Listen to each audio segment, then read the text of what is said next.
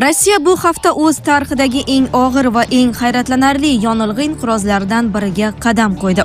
Ukrainaning uzoq masofali harbiy dronlari tomonidan Rossiya neft infratuzilmasiga ayniqsa iyun va iyul oylari davomida muntazam zarbalar berilishi mamlakatning energetika tarmoqlarini deyarli falaj holga keltirdi. Faqat o'tgan haftaning o'zida Moskva va uning atrofida taxminan 2000 ta uchuvchisiz uchish apparati kuzatildi. Bu front chizig'idan minglab kilometr uzoqda joylashgan ta'minot zanjirlaridan to'liq uzilishiga olib keldi.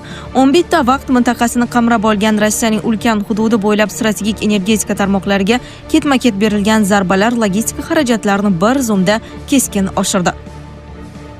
Bu Moskvadan Sankt-Peterburggacha, Boshqirdistongacha hamda Sibir va uzoq sharq yo'nalishlarigacha misli ko'rilmagan ta'minot inqirozini yuzaga keltirdi. Hamma joyda bir xil manzara kuzatildi.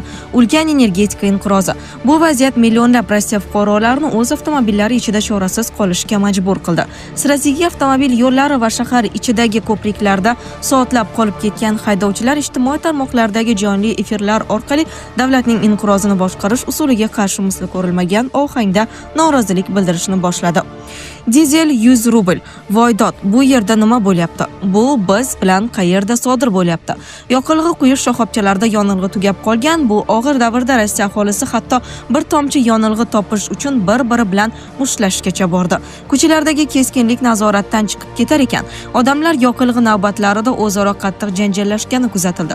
Hatto ayrim holatlarda o'qotar qurollar ham ishlatilgan misli ko'rilmagan tartibsizliklar yuzaga keldi.